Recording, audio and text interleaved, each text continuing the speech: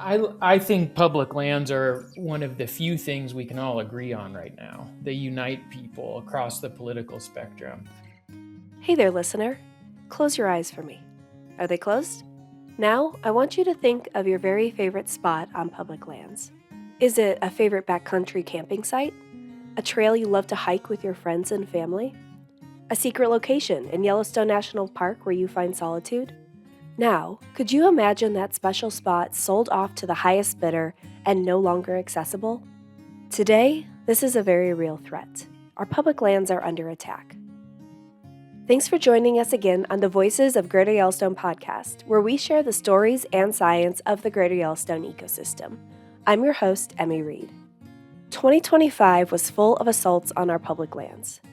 From proposed selloffs to protection rollbacks to the nomination of anti-conservation people to leave public land agencies, we're seeing constant threats on public lands, the likes of which we haven't seen in decades. Still, it most certainly isn't hopeless. Joining us on the podcast today is the Greater Yellowstone Coalition's Executive Director, Scott Christensen, and Director of Conservation, Kathy Rinaldi, who both have been leading the charge on defending these beloved public lands. Also, we have a guest host today with GYC's Director of Communications and Marketing, Emilie Ritter, as I was recovering from this lovely bout of influenza making the rounds. The team covers what exactly public lands are and why they're so special, what issues we're seeing when it comes to protecting public lands, and what the Greater Yellowstone Coalition is doing to ensure public lands remain in public hands. New threats emerge often, and current ones are always evolving. So, while this episode was recorded in late January 2026, please check out our show notes or just head over to our website to learn about the most recent public lands defense news. All right, let's jump into the conversation. Kathy, could you start by sharing what a perfect day on public lands looks like to you? A perfect day on public lands. That's such a hard question. I kind of started to go through these filters of, oh, it's a bluebird day, or I'm with my family. And honestly, all of those could be perfect days on public lands. I think the thread for me of a perfect day on public lands is the connection. The connection I'm either making with nature or myself if I'm alone or the people that I'm with. I've had some of the best days on stormy days. I've had the best days on bluebird days. I've had the best days with adversity. I've had best days where it's everything goes as planned. So a perfect day on public lands for me is all about the connection. Scott, what's something that public lands have taught you that maybe you haven't learned anywhere else? Well, similar to Kathy, connection is a really important part of my experience on public lands. I mean, my earliest memories on public lands are family reunions with my mom's side of the family in eastern Idaho at various Forest Service campgrounds. And those are memories that I still cherish and think about often. Us doing all sorts of things like big campfires, and funny family stories being shared, to riding dirt bikes, to hiking and fishing. Those are some of my earliest foundational memories as a person. And I think part of what they've taught me is that public lands are very often the place where we go as families to connect and to catch up, and to create bonds that last for a long time. Um, I've learned for myself and others that it's our go-to place a lot of times when we need to recharge or disconnect from the news or challenging situations in our lives, or conversely, to do really special important things. I mean, I asked my wife to marry me on public lands outside of Logan, Utah, and I'm sure I'm not the only one who has done that. So a lot of it for me is about learning how to connect and build bonds with people, and also the place. I mean, there's a reason we go to public lands. They draw us in. They're beautiful. They're quiet. They offer surprises like wildlife watching, and catching a trout in a stream and that sort of thing that you're just not going to get in your daily, um, city life. So I've learned a whole lot from public lands, but a lot of it gets back to what Kathy said, is just connecting and feeling grounded, and both with the people and the place. I think one thing that you both said, really relates to family and that connection and spending time with others. And I think it's worth pointing out that these are experiences you've had that have probably been low cost or no cost, that accessing those public lands typically is free. So before we dive into the complex web of public land issues, let's just sort of set the stage for our listener. We have a lot of public lands in the greater Yellowstone ecosystem, both in size and in management type. So, Kathy, could you walk us through, what makes public land public and how much public land is actually in the greater Yellowstone ecosystem? Yeah, it's a great question and really important to clarify when we're talking about public lands in the West. Public lands can be a lot of things. I mean, they could be parks, they could be state lands, but what we're talking about are federal public lands, or lands that belong to the American people across the nation. And when we're talking about public lands in the West and the GYE, we have 17 million acres in the GYE. That's 70% of the GYE, which is considered public lands. And those include our national parks, which are the Grand Teton National Park and Yellowstone National Park, two icons of the West. Our national forests, the GYE has 5 national forests. Those are Bureau of Land Management lands, which are several more thousand acres to that 22 million acre uh, big picture of the GYE. There are national elk refuges in the GYE, and within all of those, there's a layer of a designation called wilderness, which is some of the most protective lands and often places where there's a lot of opportunities for solitude. And these lands are held in trust by all Americans. So whether you are 80 years old or you're 8 years old, these are your public lands.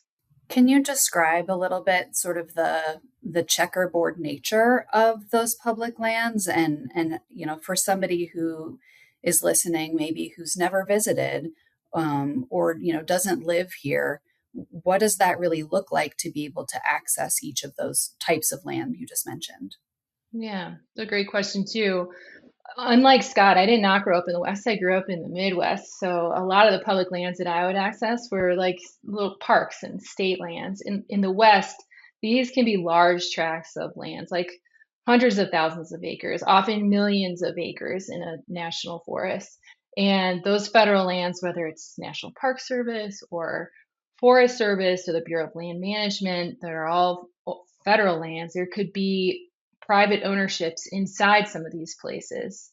There could also be state lands that are adjacent, that are, like you said, Emilie, checkerboarded. So there'll be a state portion or a BLM portion, and then adjacent to that may be a private allotment. And these are all based on the Homestead Act, when the West was subdivided into 640 acre parcels. So you'll actually see what looks like a checkerboard. And it looks like that tablecloth at your picnic area. And those have different ownerships, from America's public lands to a state parcel to a private parcel. We started out this conversation sort of talking about maybe the recreation value, or how we access public lands and use them to connect with the people we love and to find solitude and solace. But there's also, other important reasons for public lands, thinking about, wildlife or drinking water. Kathy, can you walk us through, what are some other important reasons that we need our public lands? Well, it's a base of a lot. It's the foundation of a lot of our economy in the West. I mean, whether it's like you had mentioned around recreation, a lot of the tourism that is focused on public lands. I heard a statistic recently on a workshop that I was listening to, that the outdoor recreation industry puts $350 million a day that it can generate. And a lot of that is happening on these big tracts of public lands. They need that for that outdoor recreation. economy. And it in the GYE, in the Greater Yellowstone ecosystem, many of our communities rely on these public lands for that economic generator. I can think of communities like Gardner, Montana, Jackson Hole, Wyoming, Bozeman, Montana, Driggs, Idaho, where I am. It's a lot of the economy is the majority of it is generated off of public lands, whether that's in ski resorts, many of which are on public lands, to our parks that have more visitation than they have more visitation in the summer in Yellowstone and Grand Teton than the population in all three states of Wyoming, Idaho, and Montana combined. That's like a staggering number, and that much money coming into the ecosystem. And also, it's an important source of drinking water for not just the folks who are adjacent in these communities, but across the West. So a lot of the headwaters of our safest and cleanest and coldest water is coming from these public lands that we live adjacent to. So, Scott, the reason we're talking about public lands is really because they were such a hot topic in 2025. And as Kathy mentioned, are really the foundation for the West in so many different respects. And that, the focus on public lands will really continue into this year as well. Public lands faced real threats that they haven't probably in decades or a generation. And why do you think there was such an incredible unified force against that attack on public lands? I think public lands are one of the few things we can all agree on right now. They unite people across the political spectrum for many of the reasons that Kathy and I have just talked about. Not just for tourism and outdoor recreation and the economies that those bring, but if you look at agricultural lands in the West too, most of them are economically viable because of adjacent public lands, whether it's where they get clean water from for crop irrigation, or grazing cattle on public land allotments. Our rural communities in the West just rely on public lands, and when you combine that fact with some of the more bigger urban centers in the West, understanding that public lands are where we go to escape and to play and to enjoy and to reconnect and form bonds and all those sorts of things. I mean, public lands are just fundamental to the West. They support the Western way of life, and without them, I think there's really broad recognition that many of the things we love most about living here would go away. And it's one of the few things that I've seen, especially in our really polarized world right now, unite the left, right, and the center. And I don't think it's all that complicated to understand why, when you sit back and think about all the things that public lands provide for people in the West. And so, for a conservation organization that works on public lands conservation, it was really gratifying to see a lot of people stand up in opposition to a proposal to sell off millions of acres of public lands. And I think our challenge is, how do we keep working with people in communities now to remind people how important public lands are, and to not just defend them, but find ways to protect them in the future. Let's dive into some of the details on some of those threats and attacks that we've seen, in the last year or more. The one you mentioned, a sell-off, right, which was Senator Mike Lee from Utah, his plan to sell off millions of acres of our public lands. The second one is the rollback of the roadless rule. And then finally, the nomination of anti-conservation people to lead public lands agencies. And all of this can get a little bit confusing and murky. There's a lot of moving parts and pieces. So let's just dive in on those. And Scott, maybe starting with the threat that caused probably the loudest pushback, which was against Senator Mike Lee's proposal to sell off public lands. Could you just run through what that proposal looked like and what would it really have meant for our public lands?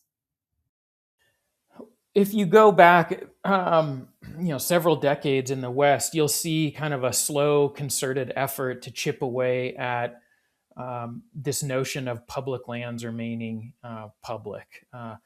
And that's come through various court cases or sort of acts of rebellion led by the Bundys or other folks in different places in the West. And I feel like a lot of that culminated in what we saw last year with Senator Lee putting into legislation um, a requirement that would have forced federal land management agencies across 11 states to sell millions of acres of land.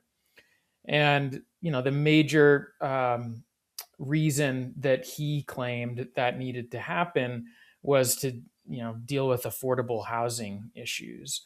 And I think, those of us who live in the West and who understand the complicated factors that drive housing prices saw through that pretty quickly that, look, opening up lands next to national parks or gateway communities or other rural towns was not going to result in the cost of living going down. In fact, it was probably going to drive it up, because the people who would end up with those beautiful scenic public lands are not going to be, everyday Joes like you and me, but it's going to be wealthy folks who buy them to, you know, put a vacation home on or to subdivide and make millions and millions of dollars. And so it just wasn't going to work for the general public. And and of course you add that to the many reasons that people love their public lands, and it's easy for me to see why there is such a big backlash against that. So that was essentially the proposal in a nutshell: force the public agencies to sell public lands to private interests. And thankfully, we saw enough opposition to that in Congress to see the proposal be pulled. And so that was a good win. A lot of celebrating and congratulating each other. Big shout out to the Montana delegation for opposing that, and as well as our senators in Idaho. It was wonderful to see. But the fight is not over. Senator Lee has said, he's not walking away from this and intends to come back with other ideas. In fact, he has several other bills right now that are already in the hopper dealing with rolling back, protection or in some case ownership of public land. So it's not done. We stay vigilant, and we need to take what we learned from last year's battle over this piece of legislation, and we need to grow our movement. That those of us who care about public lands, this is not a partisan issue. This affects rural conservative communities just as much as it does, or probably more so actually, than it does, folks in urban centers who love public land. So this is one of those instances where I think we have a lot to work with in terms of being pragmatic and collaborative, and reaching out to build a strong bipartisan network of support for keeping public lands public. Emilie, you asked like, where do you think this is coming from? And Scott mentioned that a little bit, and it seems to be two camps. I mean, I don't know if that's correct, but there's one camp that fundamentally just doesn't believe that the federal government or the American people should own public lands like we have in the West. And the other is simply just making money. And I think we saw some of that with some language coming out around our public lands being sort of the line on the balance sheet to balance the budget, which really kind of ignores some of the values and the important things that public lands gives to the West, whether that's the recreation, the money that comes off of that, drinking water, wildlife habitat, or supporting agriculture. That's a really important point in thinking about sort of a financial transaction, which is likely a one-time transaction, right? Rather than sort of the annual perpetual economic engine that the public lands provide the West. And I think, Scott, another thing you touched on was sort of one of the reasons behind Senator Lee's proposal was this idea of affordable housing. And you mentioned this idea of, likely those houses would be out of reach for most Americans. But I also wonder what kind of land is actually available to be building on. Does it make sense to build an apartment complex in some of these rural, remote places? I'm curious if you could speak to that a little. Land use in the West is like one of the most complicated and vexing and contentious issues. It comes down to who gets to do what where, basically. And, live in a country that has a strong commitment to private property rights that we try and balance against, the public trust and what's the greater good. Um, I think that one of the many reasons why it just does not make sense to sell public lands, especially for the purposes of dealing with affordable housing challenges, is that once they're gone, right? So once they're sold and they get developed, it's over, and and that seems to me to be a really short-sighted way to think about our public lands.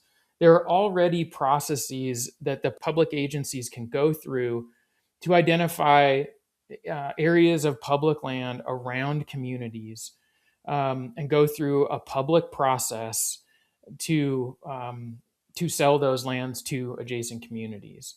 That those policies have been on the books for a long time. They've been used in different places, and so the reality is that can happen in some small localized instances. I think about places like West Yellowstone that are really landlocked, and in the past have had needs for things like wastewater treatment systems, something like that. You can take 20 acres of Forest Service land and um, let the city deal with a real infrastructure need right there. But this notion of wholesale, selling off of millions of acres of public lands across the West is just not going to address the challenges that we have for affordable housing or other issues. I sort of laughed at the notion that this money was going to make a big difference. The money generated from selling public land is going to make a big difference in our national debt situation, or refilling the public treasury.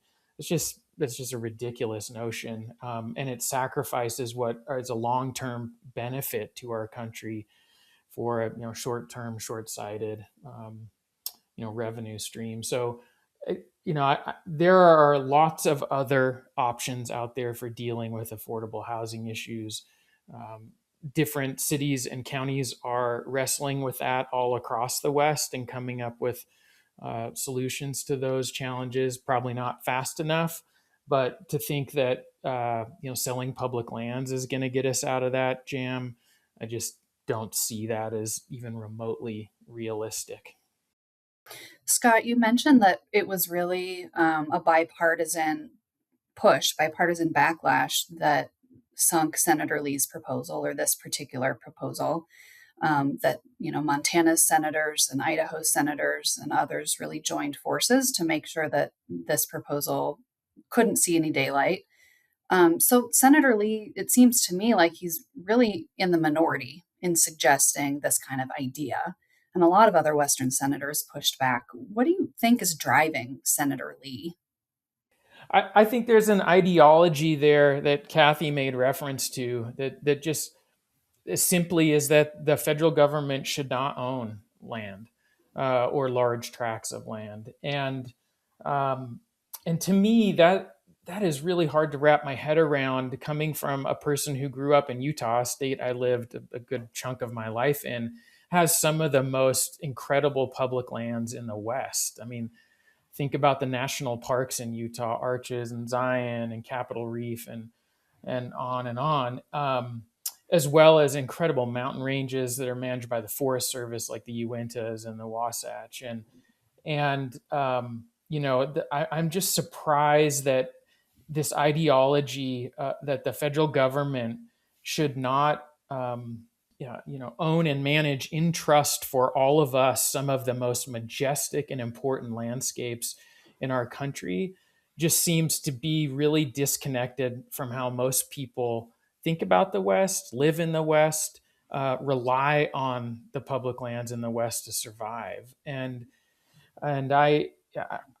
Senator Lee to me feels like he's on an island on this issue, frankly. But this ideology that is driving the notion of selling public lands seems to me to be, small and really disconnected from the general populace in the West. And you see that in poll after poll after poll. And it's disappointing that we continue to have to climb this hill with people like Senator Lee and others.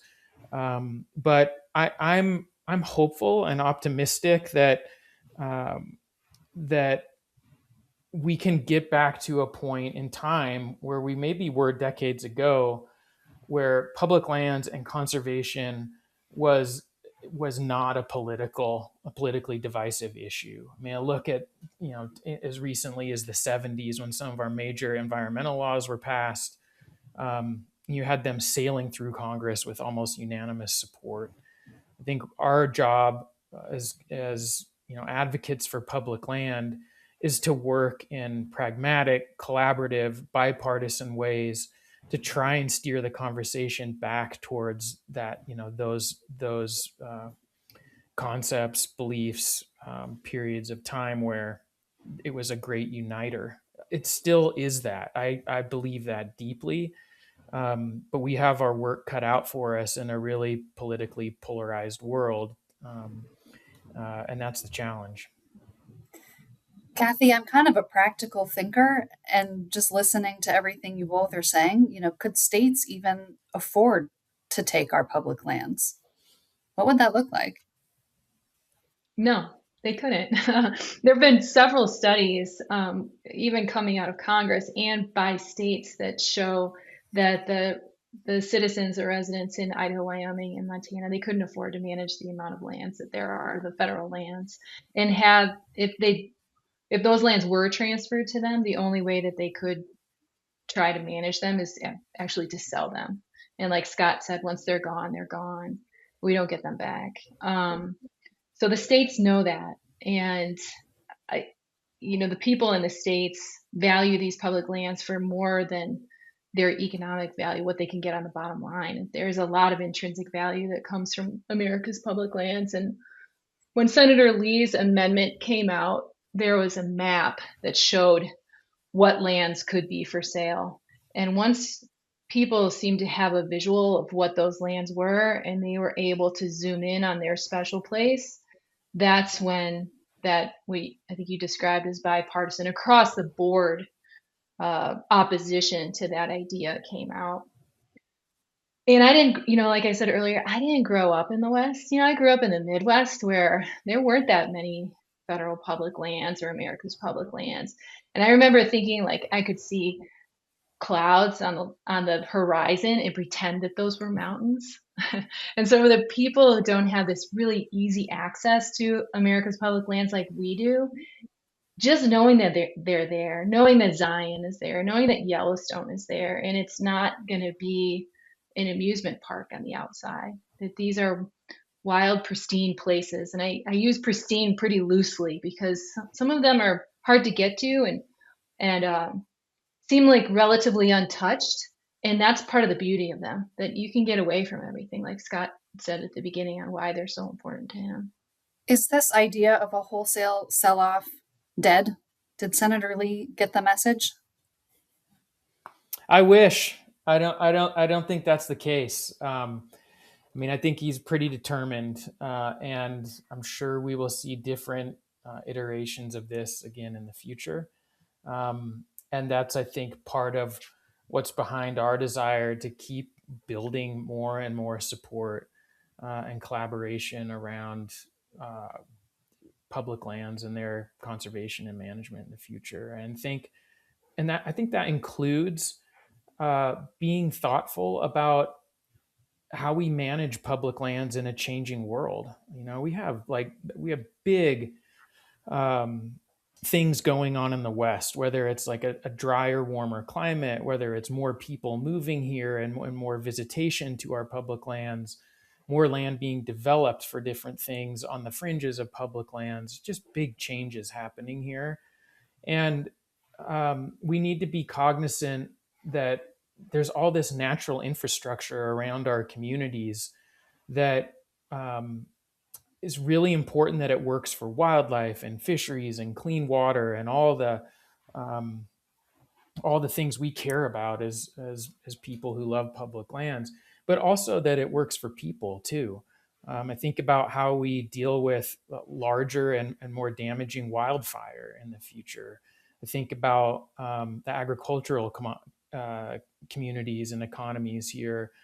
We've got to be thoughtful about how we manage public lands in a way that conserves, sustains, protects their most important values, and that includes all of the natural and wild elements of that, but also um, the people. People are part of the West, and there is no conservation without people. We get to good policies and good management by working together with people, and I think that's part of the equation here, is that it's not about walling every inch of public land off from every single activity, but it's about coming up with thoughtful, pragmatic ways that think long term about what's going to be best for these wild places and for the communities that rely on them.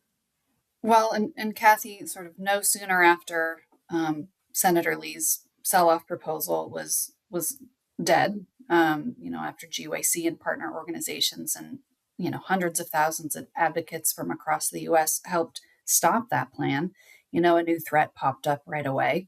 And in August, the U.S. Department of Agriculture, or USDA, released its plan to repeal the Roadless Area Conservation Rule, or what we call the Roadless Rule, which sets aside wild areas in our national forests from development and logging. Why is the Roadless Rule important to conservation and in our conversation here? And how did it come to be? Um, Two-part question. So why is the roadless rule important for conservation? Well, give a little bit of history around the roadless rule. It was put in place in 2001 after hundreds of public meetings, and I think one of the most robust public comment periods. I think there was like 1.6 million public comments in support of the roadless rule. And basically what it did, it inventoried areas that were roadless and then put some protections on them so that would prevent them from being roaded. That doesn't necessarily mean that they couldn't have temporary roads to treat hazardous vegetation, like Scott was talking about, like wildfire prevention. It's basically just keeping it unroaded. And what that ultimately has done is it's protected a lot of land for habitat for animals. It's also kept these places relatively not as they're not as used as much because they're harder to get into. You either have to be, there's not a road that you can drive up to these spots. And it's basically 58.5 million acres of national forest across 39 states. So it protects 11 million acres in the GYE alone. And some of these areas are some of the most important for grizzly bears because it's really hard to get in there because you can't drive a car into it. For me, some of these areas are really important. Idaho has its own roadless rule, so it's not going to be part of the roadless rule changes that Secretary Rollins has put forward. But the roadless areas, excuse me, in Idaho are some of the most important areas for hunting. It's my hunt unit. It's where there's a huge part of an area that connects these state lands called the Tex Creek Wildlife Management Area to these roadless areas on the caribou forest. And it provides amazing habitat for big game. So the roadless rule is not just an area for protection, it's really protection for wildlife and for recreational access. Because of the title, I'm wondering when it's called the Roadless Rule, does that mean no roads can be built there? Does that mean no one can access it? Can you help sort of break down that language and what that really means? Yeah, and like I mentioned, like these were areas that were inventoried because they didn't have a lot of roads in them. And so, but that doesn't mean they could not have roads in them. It's mainly to protect them for their roadless characteristics. So if there's a hazardous materials in this area of the forest. There's like a lot of blowdown of logs or trees that could cause threats to homes nearby. Temporary roads can be built in a roadless area to treat those areas. Um, you can still access roadless areas on foot, on horseback, on bikes. You just can't drive your car or your truck into them. Will you explain why the USDA wants to roll back the roadless rule? What's really driving that rescission? And what would it do to the waters in the greater Yellowstone ecosystem, the wildlife, the public lands that we're talking about? It's a great question. I think we pondered the why to rescind the roadless rule a lot too, and all we could do is look at the intention and what Secretary Rollins has said, and it's um, it's too hard to get into roadless rules to do any sort of treatment, which is not the case. That's not the case on the ground anyway. There have been roadless areas that have had treatments to them, and I mean treatments meaning around vegetation treatments. And also to open these areas up to timber and logging, so clear cutting spots. Those are the two main reasons to that were stated from the roadless rule why to rescind it. Uh, there are provisions within the roadless rule that you can make changes to areas and allow different uses in there, like I said, like temporary roads. And there could be some minor tweaks to the roadless rule that can make that easier if it's not so full of red tape to make that happen. But honestly, I can't think of an area in the GYE where it has been a problem, where the roadless rule, because the roadless rule is in place, that they weren't able to go in and treat any sort of vegetation. And in fact, an example out of Idaho using Idaho's roadless rule is there's some exceptions to that are built in, and that could be the case instead of just completely rescinding the entire roadless rule, which again, if that's successful, would take away these protections from 11 million acres of land and just return them back to just general forest management. Scott, I'm curious sort of what would happen to some of these lands if roads, industrial development, large scale logging or mining activities could happen in these areas. I wonder about things like wildfire risk or risk to communities downstream. What would happen in that scenario? I think one of the great ironies of the main reasons why USDA wants to rescind the roadless rule is that they're saying, oh, we need more access to our national forests to deal with wildfire. Well, the majority of wildfires in the West are started by people, and we know that when people have more access, easy access to the backcountry, they leave campfires unattended. They spark wildfires with their cars or uh, ATVs or whatever it is, and you're going to see more wildfires in the backcountry, not less. And so to me, um, this notion of kind of throwing the baby out with the bathwater and proposing a full rescission of the roadless rule just does not make sense.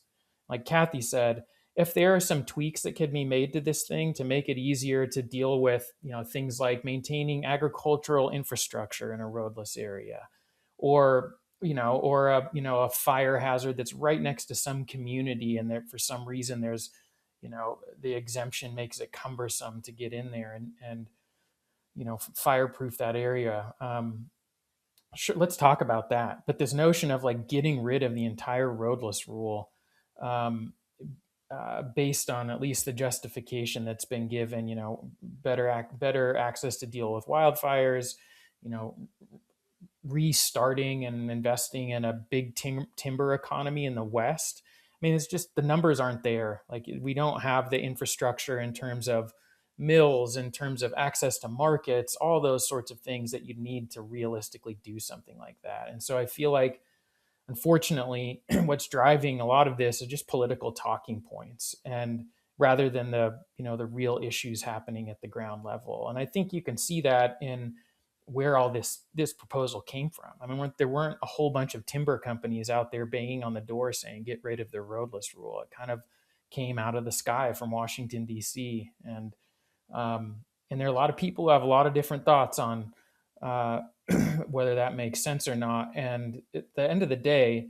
the Forest Service should stop and take the time and listen to people. I mean, the fact that their comment period was incredibly short, there are no public meetings, and they're trying to propose rescinding something that had 600 public meetings in its creation, millions of public comments received, was very carefully vetted, has a long litigation history behind it.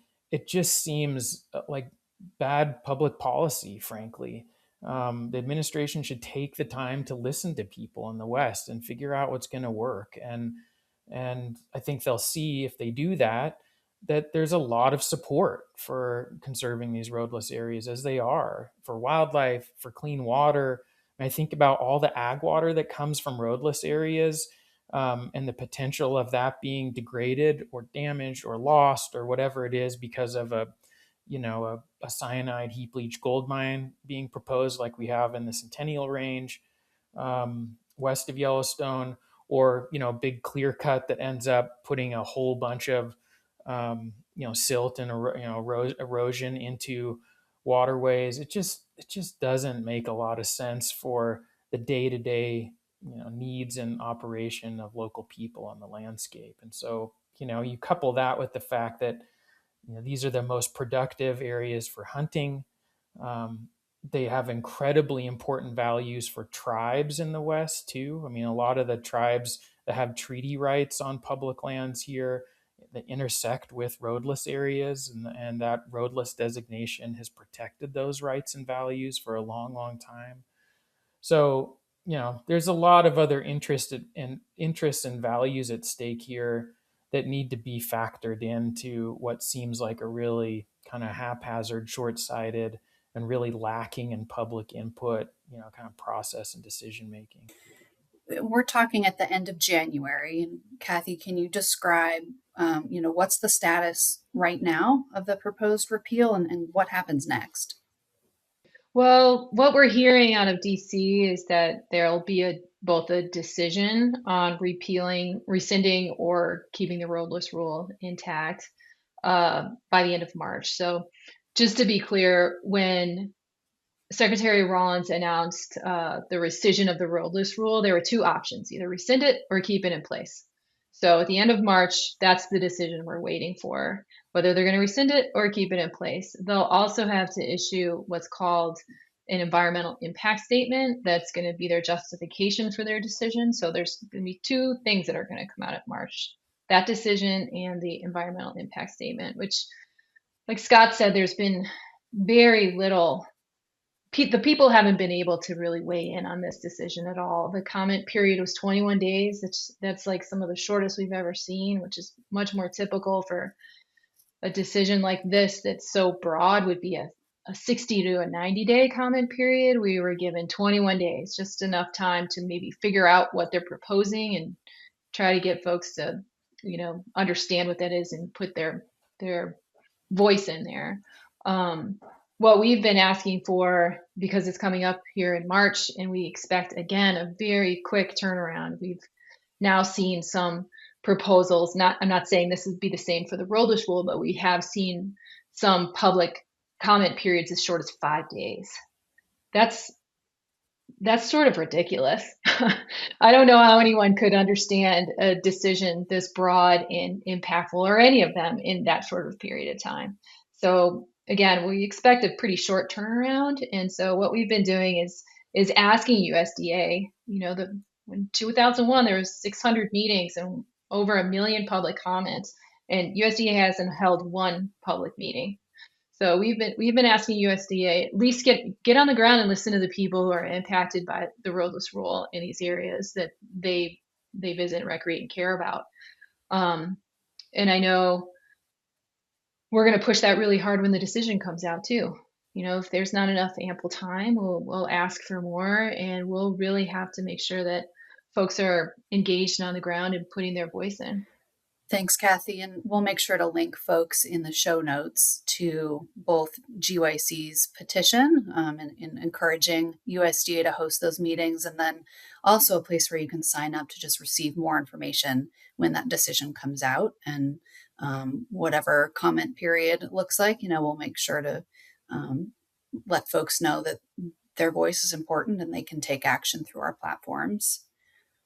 One more issue that I want to touch base on is, facing nominations of different sorts of anti-conservation people to lead our public agencies. And really the current focus to that end is a gentleman named Steve Pierce, who is the nominee to lead the Bureau of Land Management. That's commonly called the BLM. Scott, can you talk a little bit about what is the BLM and why is Pierce a bad fit to lead that agency? Yeah, the BLM manages the largest chunk of federal public lands in our country. So it's a really important agency.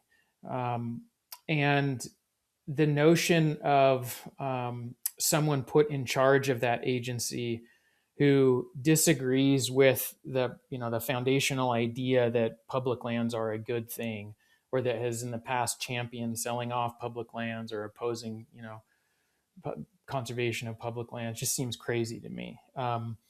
And I think it does to a lot of Americans and people who live in this 3-state region. And you see that in polling. I mean, right now, 75% of Montanans oppose his nomination and 76 in Idaho.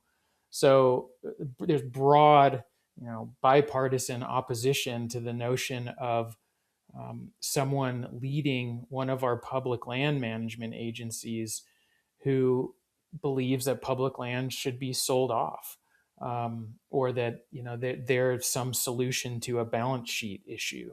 So I'm hopeful that people are paying attention to some of the advocacy that we're trying to do, reaching out to our senators. He has to go through Senate confirmation to actually attain that position.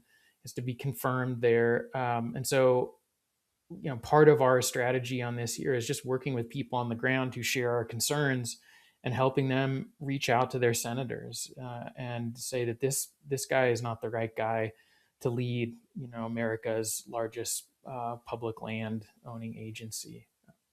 Can I also add, like, that Scott mentioned it's a Senate committee that will appoint, or has the ability to appoint the director of the Bureau of Land Management. And just to go back to Senator Lee, he chairs that committee. But we have some champions on that committee as well in Idaho and Montana, with Senator Daines and Senator Risch, who have both adamantly stood up against the sale and transfer of public lands on that committee. I would also say something about Pierce. Like, he may be coming before the committee and say, no, I'm not interested in selling or transferring federal public lands. And I think we should take close note of his history, like Scott mentioned. And leopards don't change their spots that quickly. I think it's worth pointing out Steve Pierce was a congressman from New Mexico before he was appointed to potentially lead the BLM. Kathy, can you just say a little bit more about maybe some of the things he's supported? I think I've read, that he's either supported or voted for some sort of public lands sell-off at least 7 times. Is that right?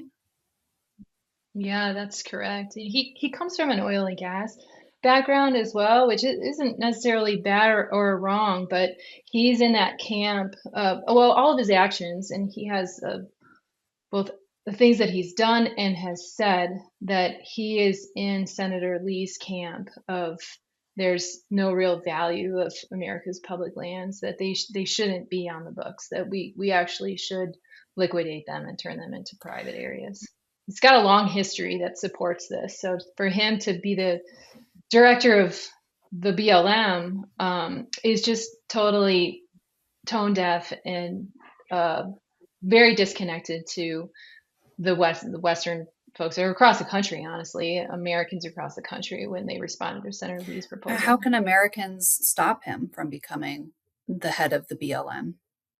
They got to contact their congressman, and they hold the cards right now on whether they confirm him or not. I mean, we expect that he's going to get a hearing here in early February, and those congressmen need to hear loud and clear from not just their constituents, but probably from all across the United States, that this is not the right person to run the BLM. He's so clear that his mission or his belief that these lands should not be public. We'll put another link in the show notes to make sure that folks can take action on public lands, and to oppose Senator Pierce's nomination. We'll make sure the link's directly there for folks. And Kathy, GYC has been and will continue to work exceptionally hard to protect our public lands. What are some of the tools in our toolbox that our team is currently working on? Yeah, this is where the work is really fun. Many of our staff, our conservation staff across Wyoming, Idaho, and Montana, we sit on what's called the collaboratives. And those are just a diverse group of stakeholders who come around the table and try to solve problems together. And that could be as simple as uh, fences, it could be as complex as policy. And that's some of the things that we're kind of grappling with now, are some of the policies that are coming down the pike that really will impact everyone at the table, whether you're a rancher, an ag producer, a outfitter, or you have a outdoor recreation company. These are policies that impact all the stakeholders in the meeting. So our staff sits in several collaboratives across all 3 states. We're also going out and talking to people directly. Like we've got a targeted list of folks that we are like, hey, I need to hear what you guys are thinking and share some of our concerns here too. At the end of the day, our government should be serving us as it's a representative government, and they need to hear from us. I feel there's quite a bit of disconnect from the people on the ground to the people making the decisions, and some of the things that our conservation staff are doing, and especially on our communications front too, is connecting those dots. You're having these challenges on the ground. Well, here are some of the solutions. So some of the big campaigns that we're working on, they're more positive, because we talked a lot about public lands defense today, but we also are working on things that are very forward thinking and proactive. And one of them is the Greater Yellowstone Conservation and Recreation Act up in Montana that would protect 250,000 acres of land protection, meaning, it's going to have certain management prescriptions in there that allow or disallow some uses. Basically, is going to give some certainty around land management in this area, something the communities have been asking for a long time. And the other is the Bridger-Teton National Forest is looking to engage in revising their forest plan. So our staff over in Wyoming have been working on this for probably like 6 years at this point, working with other organizations to say, like, what do we want the national forest to look like for the next 20 or 30 years? And how can we respond to more contemporary modern day challenges? So we've got a lot in the hopper. Kathy, that's a good point. That sort of a lot of what we've been talking about today has been around defense. And Scott, I know something that you often talk about is just the importance of having an offensive strategy as well. And I know Kathy just mentioned a couple of proposals that are forward thinking and pushing a new idea. Can you speak to just, what is the importance of having an offensive plan as well? Yeah, our world is changing really quickly, and if all we're doing is fighting these kind of place-based or policy-based battles over opening up and further developing public lands, then I think if we're going to be in a really challenging place in the future, we'll have lost some of our most important backcountry areas.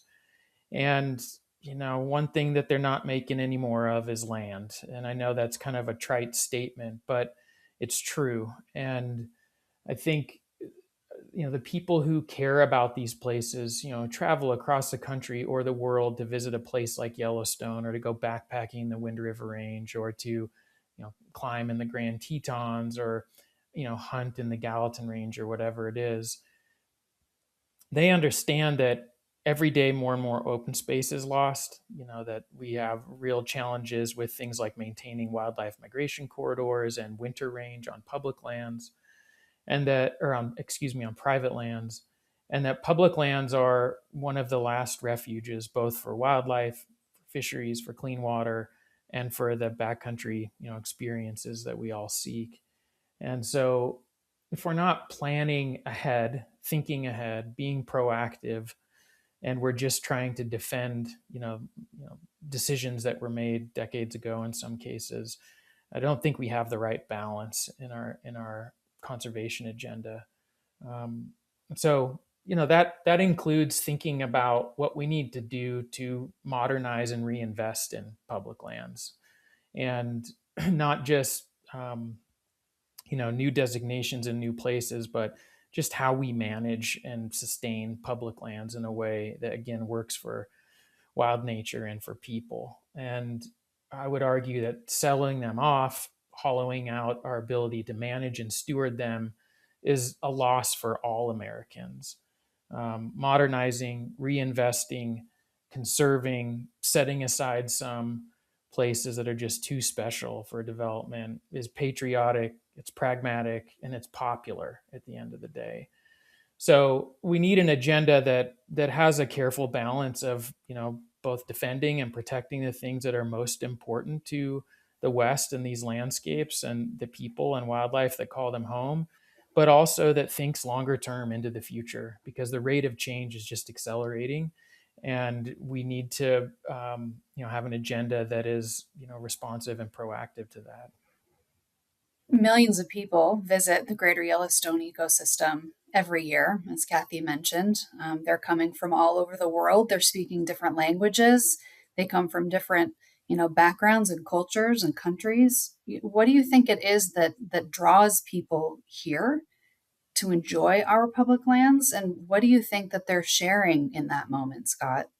I think they're sharing some of the most important parts of our heritage as Americans.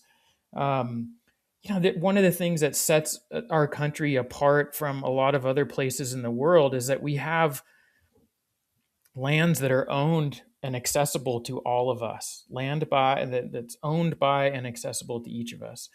That we take that for granted probably every day.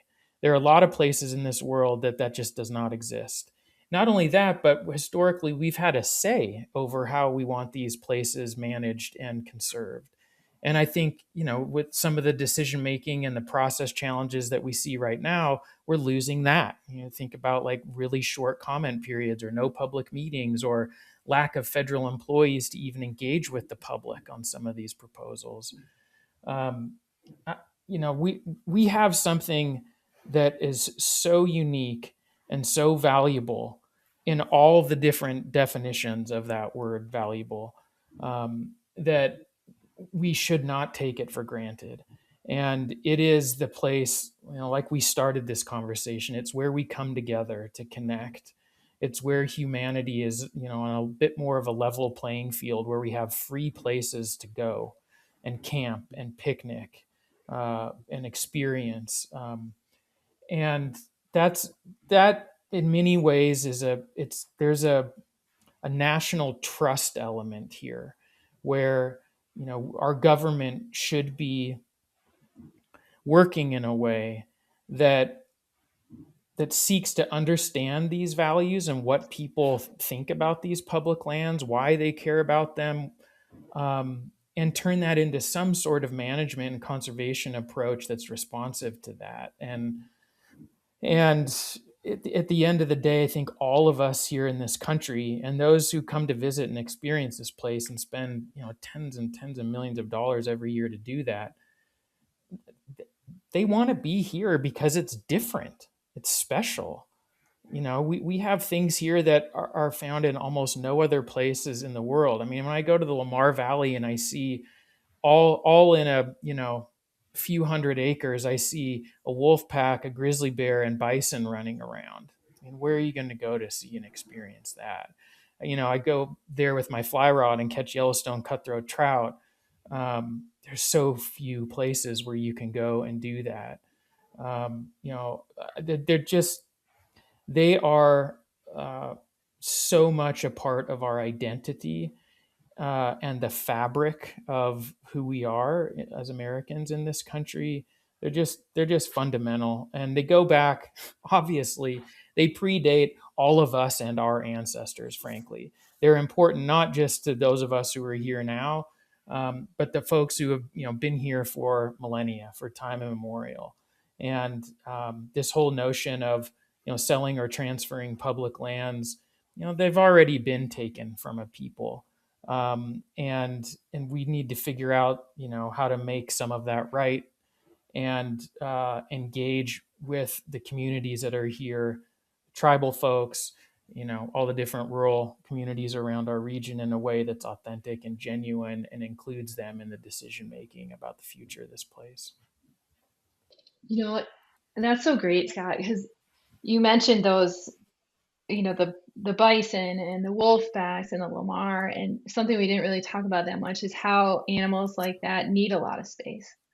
We talked about big numbers of the protections, but honestly, we know that, but I don't think it's that obvious that animals like grizzly bears and big herds of big game, they need big spaces that we can't just cut up. And what we're trying to do is protect our future and our kids' future from that. And it just, it's our 250th birthday this year as a country.